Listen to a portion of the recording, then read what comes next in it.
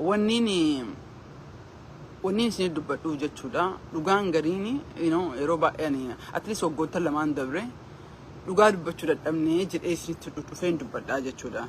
In fact sababaan miidiyaa waan tokko olaallee jennee miidiyaan internationally dhufanii jedhan telefoona natti seenee jedhee hoo sagalee hin dhagahamne isin laala jechuudha. In gaddaattiin telefoona akkasii namni bilbileetiin sagaleen akkasitti badee jedhe jechuudha.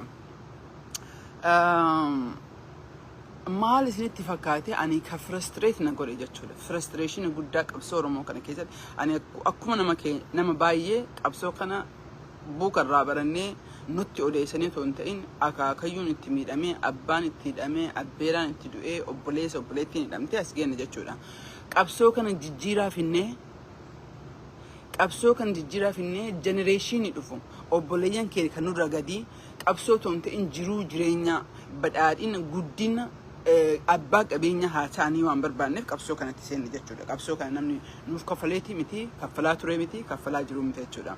In fact bu'aa hangam arganne ka jedhu nama xiqqaa yoo ta'e malee qabsoo kana keessa irratti anallee daatee bu'aan because istee manatti galuu hin dandeetta. Especially biyya alaa jirtu jiitu sitti baa'ataa waan adda addaa sitti qabata jechuudha. Wanni godhanii hedduutu jira jechuudha. Sa'aatii ofii fudhatee yeroo namni keenya akkasitti jibbaan namatti ka'ee jedhu san keessatti jechuudha. Waggoota lamaan darbe nama arrabsuudhaan jechuudha.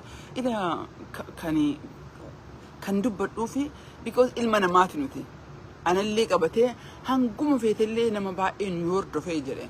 Hanguma feetellee namni baay'ee nu jibbee nu jaalatee nu ilma namaati. Yoo namni nu waraanu nutti dhagahama jechuudha. Yoo namni kijibaan ajandaa oofuu nutti dhagahama. Amma bakka amma jiru kana irratti sagantaa dhaadhaafis dhufe jechuudha. Sagantaa kana keessatti Oromoo affeeree jedha jechuudha. Oromoon dargaggoon hirmaachuu hin dandeenye. Maaliif waggoottan afran shanan darbe jechuudha. Shira kijiba ganda keessatti oofaa ba'anii dhaabboleen garii jechuudha. Buukii jalatti hin dubbisanii jettanii namni amanuu hin dandeenye namni gariin jechuudha.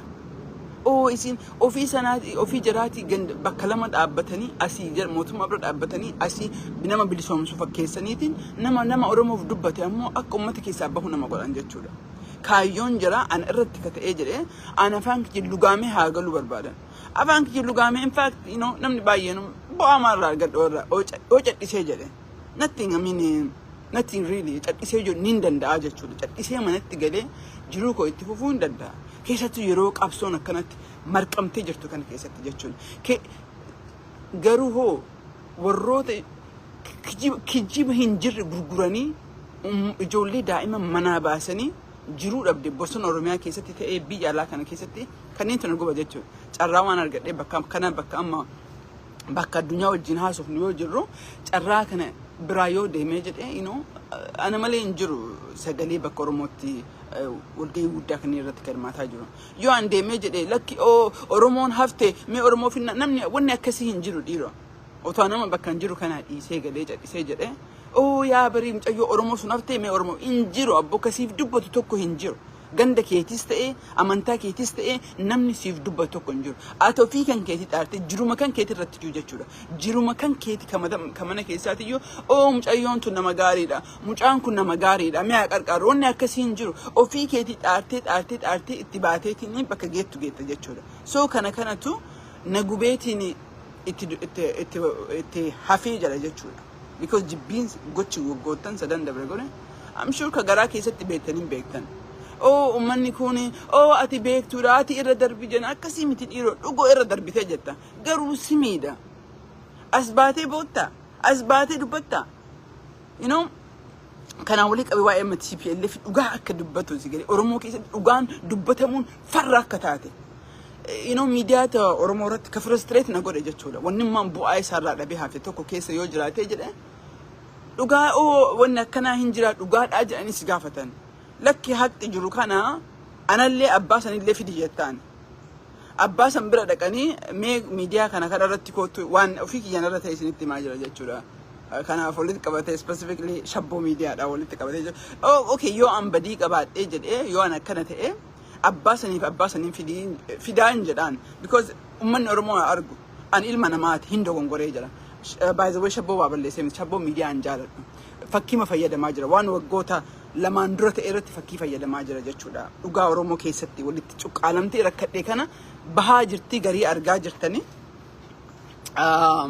jechuudhaafi. So maal godhanii abbaan sun ni dida. In dhufuun barbaadu isii wajjini bari ana qofa ta'uu hin qabu bari rakkoo OLA jiraachuu danda'uu danda'a. Rakkoo kafaa'oo hedduu keessa jiraachuu danda'a.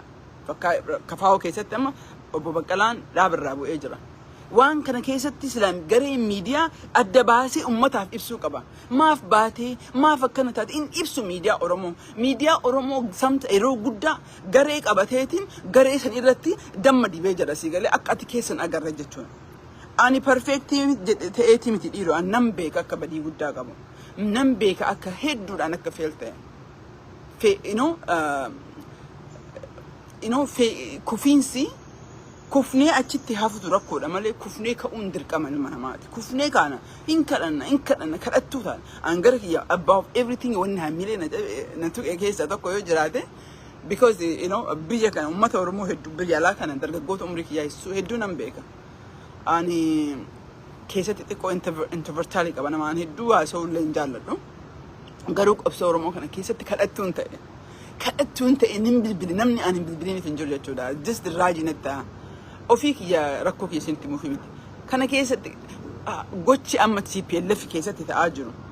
Dhugaan ummanni TPLF argaa jiru, ummanni Tigraay argaa jiru. Oromoo keessatti argamtee beekti dhiiroo. Oromoo keessatti gaafa nam tokko dhaaba tokkorraa achi kufee jiru, gaafa ABO keessaa quuncaanii ba'ani. Miidiyaan Oromoo walaa OBN ni mootummaatiin isa OMN ta'e shabboo ta'e Oromiyaa Lebanii gadi baasee akka joornaalistiin gaafatee beekaa dhiiroo. Rakkoon keessan maaliif gaafa isin sagantaa qopheessan nam shan qofa maa dhufa? Gaafa isin fundraising gootan birri 100,000 guurtanii eessa dhatte birriin sun?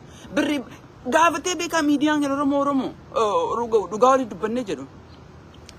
Ani akkuma nama baay'ee jechuudha. Akkuma hunda heerroo keessanii warra yeroo TPLF aangoorra jirtu warra TPLF itti quba qabaatiin as ga'e jechuudha dhiiroo. Garuu har'an argee jechuudha. Har'a mootummaa bineensa kana ka jiraan nama gubu. Akka nu taate bineensi TPLF akka nu taatu argee jira dhiiroo jechuudha. Gariini dhugaa kana argaa ganda isaa waan ta'eef achi ilaaluu barbaada jechuudha. Ani akkas hin barbaadu abboo dhiiroo. Addunyaan ru'iin takkitti ma hattuun. Okay. Networking sometimes ni hammaata jechuudha. So ila bakka kana irratti bal'isee wanti dubbachuu barbaadu dhiiroo. Wanni isin haa gaafattanii barbaadu warri activistoo social media irratti haasaa channel gootan. Akkasumas immoo warri miidiyaa harkaa qabdan haalaaltanii fi yoo uummata Oromooti ni jijjiirama finna ka jennu taate yoo uummata Oromoodha sagalee taate rakkoon keenya bara mara jaarraa tokkoof oli ka himannu eessatti banne yoo ka dhugaa dubbannu taate miidiyaan warri miidiyaa harkaa qaban amma kun miidiyaa kiyya kanaaf waan feen dubbadha jechuudha. Waan dalagu waan dubbadhee jedha ofii kiyyaa of interview godha qabxii barbaade fideen jira jechuudha. Sa'a na barbaadetti sa'a kiyya otoo hin gubin otoo taa'ee miidiyaa amma jalqabaa sa'a tokko beellama fudhattee otoo hin gubin ofee jira jechuudha. Nobody pays me. Ani gaaf tokko naaf kafalameen beeku miidiyaa Oromoo irratti yeroo kooti gubu jechuudha. Miidiyaan Oromoo dhugaa baasuu otoo hin ta'in dhugaa irratti garee qabateetiin akkana ta'a jechuudha. Qabsoo waggaa dhibbaaf maali jennee himnu tana keessatti qabsoo garii kijiba garii dhugaadha. Sigalee gaaf dura waa'ee federaalizimii xiqqoo sirbee dagalee I was dancing injira miti wanta tokko beektaa dhugaa keessa seenuu sodaataniitiin dagalee dhadhaabattaniitiin wanni dubbattan jechuudha. Akkasii dagalee dubbataa ture jechuudha. Because yoo ati dubbattee jette isiin immoo anamma bakka anamma dhufeen isin sagantaa kaleerra oolee jedhee sagantaa tan keessa nama kara 45-50 dhufee jira jechuudha. Sagantaa tan keessa eenyu jira? Amara, Tigray, Somali, Eritrea or Eritrea, Sudan, Mali warra dubartoota dhufe jechuudha. Baaburri ati yaabbattee dhiistee baaburri dideema jechuudha. Carraa kana Oromoo community akka dubartoonni Oromoo dhuftu baay'ee yaalee ture. Himaachuu hin dandeenye. Yoo Oromoon keessa hafti sagantichi waan hafutti fakkaatan ta'e hin beeku. bakka nama jiru kana Atlanta jira. Sagantaa kana gaaf dura Georgetown University goone jenne asi Emory nagartan fakkaata. Maaliif irra deddeebi'ee dubbadha isinitti fakkaate garaana guba dhiiroo kijibaan propagandaan Oromoo keessa jiru. Propaganda kana keessatti ammoo hirmaannaa guddaa eenyutu qaba waan jettan miidiyaa Oromootu qaba jechuudha. Jibbinsa kanaafan bu'aa isaan dhabee jira jechuudha. Miidiyaa jechuun si galee seenaa bakka kanarra kijibdee jirta. Ummata kanarra mallaqa ganaa fuutee jirta. Oduu meeqan dhagaye dargaggoon takka dhuftee naaf himtee turte maaliif Oromoon dargaggoon Oromoo akka dheessitee jette. Itti fufa tireenii numa deema jechuudha. Tireenii Oromoon keessaa buutee fi caaltuun haftee fi iftuun haftee fi Muhammad hafee fi Haliimaan haftee fi hin dhaabbatu jechuudha. Tireenii itti fufa jechuudha. Maaliif kana kaasee jedhe qabxii kiyya tokkoffaa irratti wanna Tigree keessa haas oppinnasi yoo jijjiirama ummata keenyaa hin finna kan jennu taate yoo jijjiiramni dhugaa malee irra ooluu hin dandeenyu dhiiroo dhugaa gadi baasuu qabna jechuudha. Amma Oromoo keessatti dhugaan baatee hin beeku. Miidiyaa ABO irraa nama meeqatu ba'e meeqa gadi baaseetiin dhugaa san miidiyaan kennas baasee beekaa dhiiroo. Kafaa'oo keessaa OLN waggoottan meeqaaf akka namni wal ajjeesaa ture namni martuu hin beeka jechuudha. Community keessatti waggaa tokkoon dura because akka ollatti namni community nu hima jechuudha. Warri lafaallee nu hima jechuudha. Nama OLN ajjeestee nama mootummaan ajjeeste quba qabna jechuudha. Dubbachuu dadhabnee qawwee nutti qabanii qawwee yoo isiniin jiru afaaniin jechuudha. Si galee jibbiinsa warra kanaa waan qabdu jibbiinsaa miti dhiiroo. Ummata Oromootaaf dalagna moo kijiba isnee gurgurra yaa dhiiroo. Irra ooluu hin dandeenyu yoo tiimiin kenna walakkaan isaa kijibatti hirmaatee gurra siin kenne taate irra ooluu hin dandeenyu. So kanaafiyyuu wanni biraa yoo hafee jedhee inni carraa kana fayyadameetiin wanna biraa Tigree irraa yoo wallaallee jenne really the truth the honesty akkasitti bahuu qaba rakkoon nu keessa jiru. Badiin an godhu badiin namni martu godhu badii ilman badii wajjin as gahe. Kanaafu badiin suni dhoksamtoota hin ta'in badii san yoo ta'e badii guddaa yoo ta'e dhiifama gaafatta. Badii kijiba shororkoositorii sirratti ooftu yoo taate irra goota jechuudha. So dhaamsi kiyya kana keessatti transparency'n Oromoo keessa hin jiru. Miidiyaan oo si gaafatu akka daa'ima beektaa akkana si qaqqabaa gaafate jedha. Waan jajjabaa si gaafate gaafadhaa jedhee dadhabe jechuudha. Gaafadhaa dhugaa gaafadhaa maaliif kati garma gahuu dhabee gaafadhaa hin gaafatamu jechuudha. Anyway, qabxii kiyya tokkoffaan iyyuu sun daqiiqaa 10 fixatee qabxii lammataa irratti achi dabree jedha. Ka gaaf duraa ka mootummaa fotoodhaamu san dhumarra godheetiin ka ateeteen fiilmii irratti dhufee jira jechuudha. Warra fiilmii san dalage dargaggoo san I cannot thank you enough. Akkoon ta'e duratti maqaa dhahee ture. Ani waa'ee ateetee gaafachaa ture jechuudha. Ateeteen maal akka taate na komantii warroonni jibbiinsa aadaa keenyarraa qabanii komantii adda addaa illee nan arge jechuudha. So I felt like it kanarratti xiqqoo komantii gochuu barbaadeetiin jechuudha. Yoo ateeteen dubbii seexanaa taate ati godhaan jirtu maaltu si cinqee? Maaltu si cinqeetii si dubbate jedha. Warri isaan ittiin amanne ammoo because ani bakka kanarra akka dubbachaa barbaaduuf nama sadiif dubbataa jira. Ateetee fiilmichi obviously akka aadaati garuu akka waaqeffattuutitti akka waaqeffattoota biyya Oromiyaa keessa jiran miidhamaa jiran quba qabuu tokkotti akka carraa nama qabu warroota waa gochuu danda'u hin jiraa miti fakkeenyaaf warra hate crime oofu kanneen akkamitti karaarraa baasuu dandeenya. Warra amantaa da'oo godhate gandummaan homaa gachuu dandeettu garuu amantaa da'oo godhatee nama miidhu kana bakka akkasii kanarra carraa waan qabuu fi wakka naa hedduu ka jedhu ni yaada jechuudha. Because yoo ateeteen amantaa iyyuu ka taate jechuudhaan akka afroodottu amantaa waaqeffataa tokkotti mirga qaba. Ka Oromoon hunduu addunyaa hunduun hin beekta amantaan kiyya akka maal ta'e jechuudha. So ka isin haya nama sadiif dubbadhaa jedhe tokko warroota hordoftoota amantaa saniiti jechuudha. Lammata ammoo warroota amantaa biraa kiristaanas ta'ee musliimas ta'ee kawaa kanarraa beekuu barbaadu kun ammoo warra jibbaa irratti oofaa jiru jechuudha dhiiroo kiyya. maaliif sodaattee jetta. So warroota akkasii qoodee jechuudha. Warra of course warra waaqeffattootaa fi miidhamiinsi isin keessa jirtan. You know, I exaggerate gochuullee baadhee jedhee I do submit report jechuudha. Garuu dhaamsi kiyyesanii fi warra waaqeffattootaaf illee reportii viidiyoodhaan baastan bu'aa qaba innis uummata Oromoo kakaasinsa irratti. Garuu you have to write in afaan Oromoo jechuudha. Biiroon jibbiinsa amantaa dawaa godhatee dhaabbate State Department keessatti biiroo mataa isaa qaba. Resource mataa isaa qaba. Kanaaf kanatti itti fayyadamuu dandeettan jechuudha. Amantaa dawaa godhatanii warra isin miidhaa jiranii fi warra akka isin miidhuu fi miidiyaa an qarqaaran ta'ee waan adda addaatiin qarqaaran biirootu jira. So achitti galfadha. Tangible waan ta'e jechuudha. Keemannaallee isinitti dubbachuu just comment ma godhee jechuudha. Because of eeggannoo qabna dhiiroo. Barri darbee jira bara namarratti arba'anii bilisaan deeman darbee jira keessattuu amantaarra walitti qabatee jira jechuudha. Sirnatu jira. Sirna kana hojiirra oolchuu sirna kanatti fayyadamneetiin namni martinuu bilisa akka jiraatee jedhu gochuu gargaaraa isinitti fufaa hin jedha. Anyway karaa teetittoo deebi'ee jedhe fiilmii kanarratti jechuudha. Ani hordoftoota amantaa guddaan beeku isin durallee dubbadhee jira. Garuu amantaa kiristaanaa irratti odoon goruu baadhina sirreessa maal jedha. You know, nuti jedha amantaa kiristaanaa irratti ija keenyaan ilmaan uumnee jedha. We created mankind in our image. Maal jechuudha suni waaqni akka hordoftoonni amantaa kiristaanaa jettutti nama yoo uumu image isaati uume. Namni maal jechuudha waaqa fakkaataa kan jedhu. We are reflection. Lammata irratti ammoo tokko miti waaqa tokko uumne waaqa hedduu uume jechuudha. Warra Buddhismii kana agartanii warra Asia kana Chinese Hindi kanneen Hinduism amantaa ofii qaban jechuudha.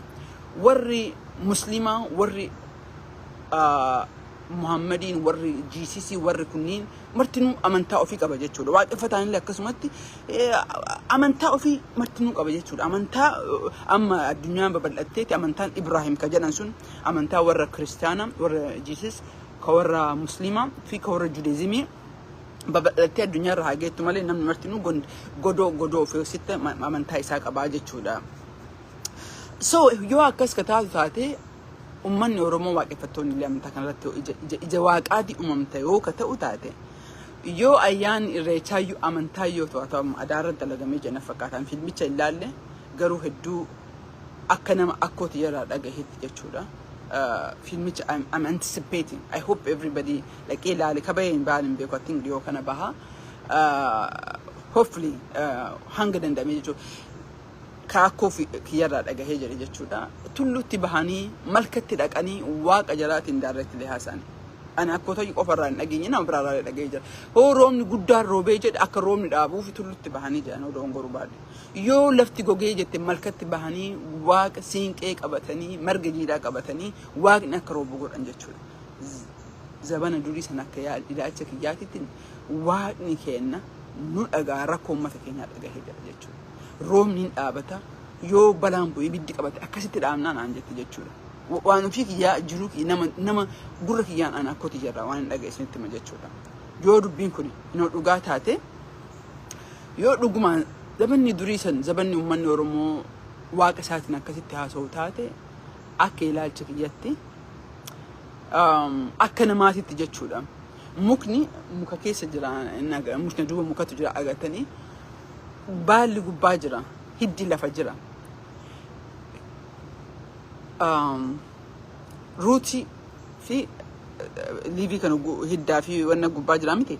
Yoo hiddi jalaa muramee jedhe mukni guddaa hin biqilu jechuudha. Akka Oromootitti rakkoon uummata Oromoo keessa jiru yoo laalee jedhu way eenyummaa keenya gannee hidda keenya ka lafa jiru ka waaqa keenyaa walitti nu fidu kanu dhaga'u kanu rifatu ka rakkoo gogiinsa keenya rakkoo hammeenya keenya argu irraa way gargar baane.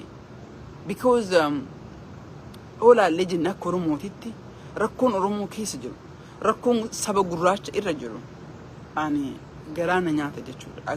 Just garaana nyaata akkamitti uummanni Oromoo kun baay'inaan ta'u akkana jiru otoo lafa badhaatu akkanaa qabu roobaa jira ta'e xiqqoo rakkoo kana keessa akkasumas immoo uummata gurraacha jechuudha uummanni gurraachi bakka hedduutti miidhamee jira arriili iyyaadee jenna yaannu barbaadeetiin dhiiroo this is compage kiyya so hiddi keenya weecinne hidda keenyaan gargar baaneetiin karaa deemnu wallaallee jenne ka jedhu iyyaadee jedha anyway filmi isa irratti akeetee walitti qabateetiin yoo waaqni akka kiristaanaa jedhu sanitti ija isaatiin uuma taate yoo warroonni waggaa 50 waggaa 100 dura waaqa jiraatiin haasanii roobni karoobu caamu taate I don't know maybe way waaqa keenyarraa fagaanneetiin wanna taane ka jedhu iyyadeetiin jechuudha anyway kadhumaa irratti dhaamsa kiyyaa fi hagaaf duraa hedduudhaan cite jechuudha mootummaa naannoo Oromiyaa irreecha irratti koottaa jettan jechuudha shamalli sanfaa haasaa ture incitee jedhe akka nama irreecha jaalatu tokkotti akka nama dheebuu qabu tokkotti akka nama almost waggaa 5 biyya saniin dhufiin tokkotti hawwii qabna jechuudha guddi keessatti dhufiinsa fedhii qabna waan dhoksaatii miti jechuudha yookiin jibu fakkeessuu barbaanne malee fedhii guddaa qabna jechuudha hidda keenyatu achi muramnee jenne ijoolleen teennaa tabiyya kana dhalatanii akka dhufanii hidda ofiitiin hiddatti deebi'uu qaba namni wal arguu barbaanna garuu dhiiroo karakkoo nuti ta'e jechuudha shimallisii fi warroonni aangoorra jirtanii otoo uummanni keenya rafuu dadhabee otoo uummanni keenya isinitti bahee shamara surree itti godhee akka dhiira qamisii itti godhee kalafaan qotan baa'atee deemu yaa mootummaa keenya dadhabne yennaa Haile Sillaasee Amaara jennee boonna yennaa darguu Amaara jennee boonna yeroo TPLF EPDRF Tigre jennee boonna amma isin Oromotu aangoorra jirtanii hirriba dhabne jedhe uummanni yeroo dhabe keessatti yeroo aayyoo madaabaraa bitachuuf baadiyyaa dhufteeti mana hidhaa keessatti hidham keessatti dhiiroo insaalfannee beektanii insaalfannee akkamitti otoo ijjiteen agartu dhufneetiinii harka dhoofnee deemu otoo dhufnee jenna harka dhoofnee deemu nutti ulfaate dhiiroo hedduun nutti ulfaate jechuudha biyya uummanni keenya beela dhabeetiin dhakaa biyyee baala nyaataa jiru kana keessatti mana isaa buluu dadhabee Oromiyaa naannoo Arsii keessatti buluu mana keessa warri baadiyyaa mana keessa buluu dadhabeetiin ala muka jala bula jedhan sodaa hammeenna jechuudha yaa dhiiroo namni qotachuu dadhabee yeroo nama qotaa fi maadaabaraa fudhachuuf dhufanii Oromiyaa keessatti mootummaa dargartan malee madaabaraan kennu jette namni maal haa nyaatu I think akka mootummaan kun barbaadu uummanni hiyyoomee beela isaatiif gaafii akka hin gaafanneef akkana godhana fakkaate yeroo diinni gara maraa Itoophiyaa fi keessatti roodusuu kana keessatti jechuudha yeroo waraanni naannoo Somaalee martinuu waan ija qabnu kana keessatti dhiiroo namni amma baay'ee shaak ta'e yeroo akkamitti IMF mallaqa gadhiistee jirti agawaan akkamitti gadhi banamuu dhabe ka jedhu mootummaan Itoophiyaa actively pursue godhaa jira jechuudha yaa dhiiroo carraa argannee poolisii kana keessatti ni hirmaana jechuudha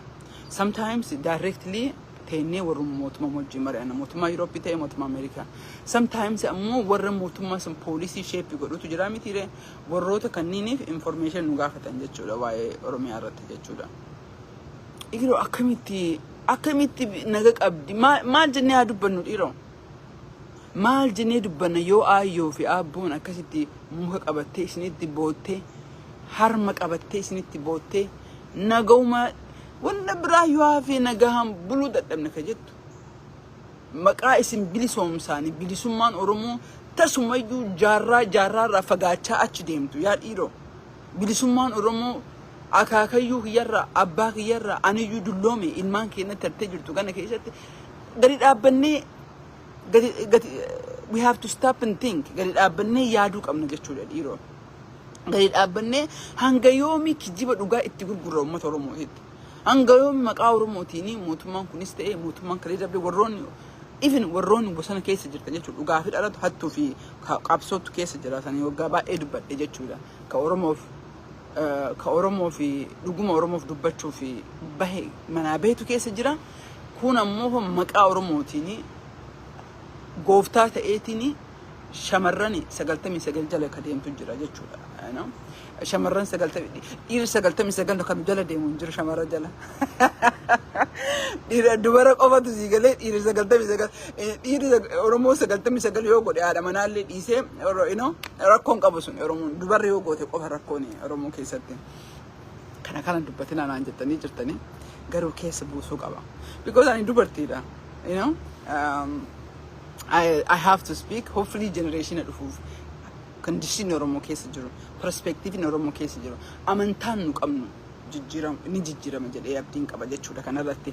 Anyway, so agawaan maali is this akkamiti surprise taatu yaa dhiiroo rakkoo Oromiyaa keessa jiru, rakkoo naannoo biraa naannoo Amaaraa naannoo Tigree keessa jiru akkasumatti taa'ee jechuudha. Exclusive Oromiyaa keessa jiru akkamitti callisuu dandeenya yaa dhiiroo akkamitti dhufnee irreecha irreeffatu hawwii kennaa bar garuu akkamitti irreeffachuu dandeenya akkamitti otoo namni waan nyaate dhabe beelayyuu nagaa hangachiisuu dhabe yaa dhiiroo ilma namni I think dheeraa keessatti natti fakkaata afroo filateetiin deemuu hin danda'u maa bareeddeen illee rakkoodha maa dheeratteen illee rakkoodha rifeensa maa guddifatteen illee rakkoodha biyya kana keessatti uummata Oromoo bulchinatoo jettan akkamitti dhufuun nutti ulfaate jechuu barbaadeetiin we really want to mootummaa kana bira dhaabbannee otoo akka mootummaan kun jabaatu goonu bareedaadha yeroo kana keessatti uummanni keenya ka biyya keessaas ka biyya alaas dadhabee jira waa'ee Oromoo dhaga'u uummanni Oromoo ka barbaadu naga barbaada jechuudha yaa mootummaa naga san fiduu dadhabdee jette naga san fiduu dadhabde moo fedhiin kan kee naga san irra hin jiru I don't know it's a matter of debate jechuudha so dhaamsi an godhaa ture duratti jechuudha jijjiirama barbaadan taate really karaan kalee deemtanii I mean mashakkisiisee jira jechuudha jijjiirama barbaadanii agawaan akka deebi'u barbaada akkami agawaan deebi'uu danda'a yaa dhiiroo insaalfannee beektanii I mean because yeroo kana keessatti yeroo diinni gara maraa quba Oromoo irratti qabu yeroo gara maraan namni wal ta'ee jiru quba qaba jechuun illee miidiyaa ogguu dubbachuu dhabee jedhe sababaa duratti qabxee jalqabaa irratti haasa'ee jedhe haadhiisu malee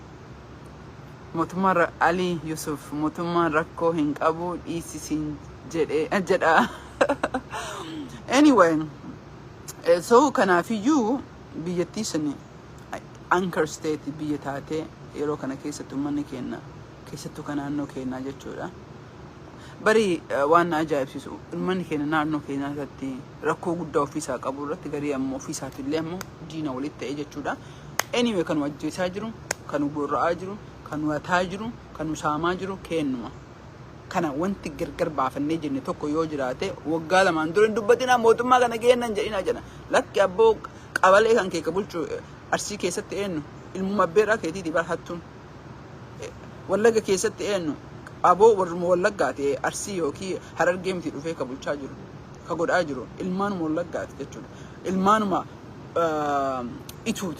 ituu keessatti naannoo garii keessatti gosti takka walitti wal qabdu gujii keessatti rakkoo gujii no dhifam gujii miti karrayyuu keessatti nam beeka jechuudha achi keessa kan jiru gujii keessatti I mean I don't know gujii such a deep rakkoon gujii keessa jiru gadi fagoo waan ta'eef I don't want to comment jechuudha bakka guddaa keessatti kennuma ilmaan kenna jechuudha kennumatu nuwataa jira yaa dhiiroo uummata kana bilisoomsina yoo ka jettan taate ayyoon harma baastee hin beektan aadaa keenya keessatti harmi isii warri dahe jechuudha ilmanii aananii yaa waaqa irriba nagaa rafuu dadhabne ijoolleen nu dhallu nu jalatti guddachuu dadhabjanii isin booyaa jiran so nagaa galeetaa ofii keessanii illee nagaa wal keessatti uumaa warra illee keessa jiru jechuudha wal keessa nagaa wali uumaa jechuudha mootummaan illee jechuudha mootummaan it's really I mean diinni jibbaadhaaf isin godhee jedha nuti ammoo amala keessaniif isin goona jechuun waan isin goonu anyway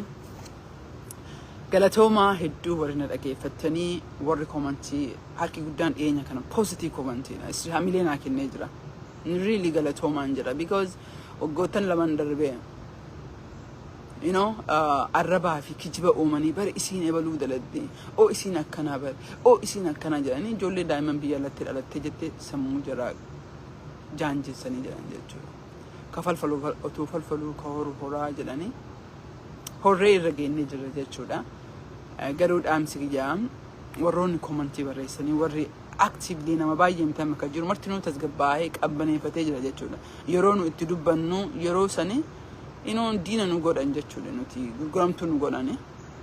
I hope miidiyaan Oromoolee dogongora kalee dhiisee anallee qabate sigalee maaf hin dhufne ka jedhu really investigate godhanii jedhan maybe will change our mind yoo hin taane akkuma kalee sigalee wanti Oromootti miidiyaas baanuu fi dhugaan jirtu sigalee yoo namni kenna zayitiin wal affeelee jiru yaada maarchii tokko irratti waaqeffatoota lama dhiya Oromiyaa irratti akkasitti gubansani kasaniin dubbatina kasaniin dubbannu sigalee harka yoo Oromoo gubee qaqqalatee nyaatu kana hin dubbannu ka jedhu sigalee dhiiroo akkasitti irra ooluu hin dandeenyu.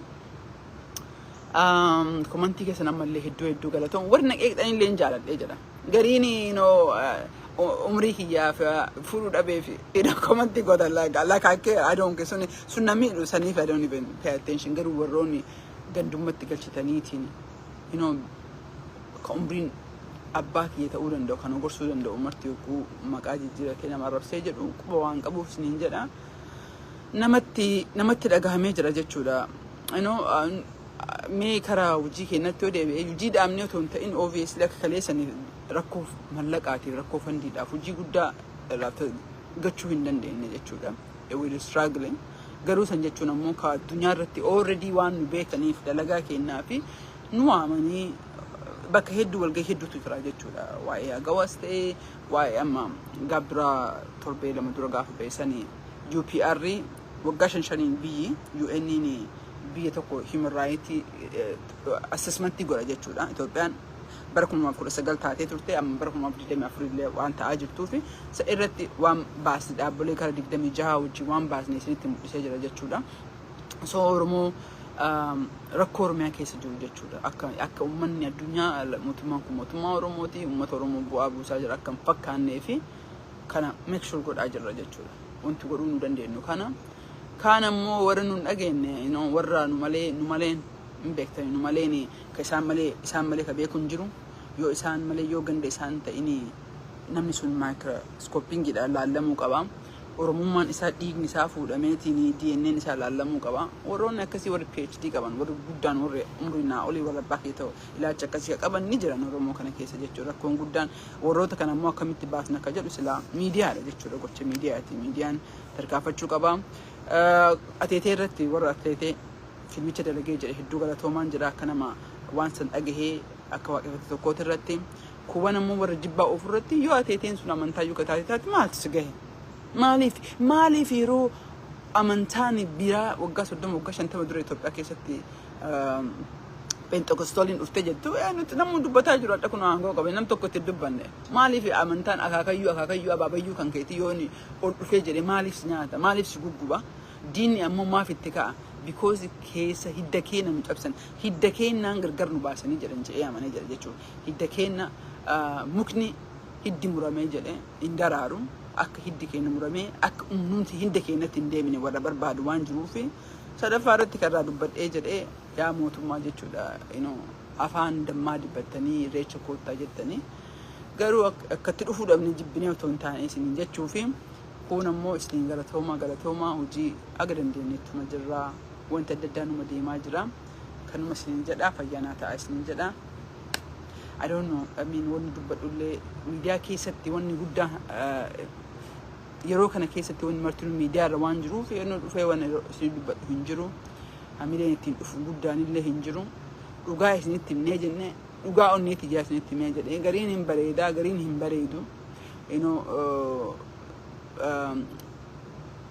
I think harree udaa irra jette jennaan no saree da irra jette jennaan otoo beeku I don't know maakni otoo beeku huraan maree nyaadhaa jechuuki otoo maa beeknu garii I think huraan maree nyaataa jirra anillee isinillee garuu hangara kiyyaan haga beekuuf haga hin beekne waan beeku dhugaa isinitti himee jira jechuudha. Kijiba gurguraan turre kijiba gurguree hin beeku even oo biyyatti iyyuu ka deemu taate biyyatti iyyuu ka galu dhugaa isinitti himee gala jechuudha. Jijjiirama uummata Oromoo yoo ka fidu jechuudha.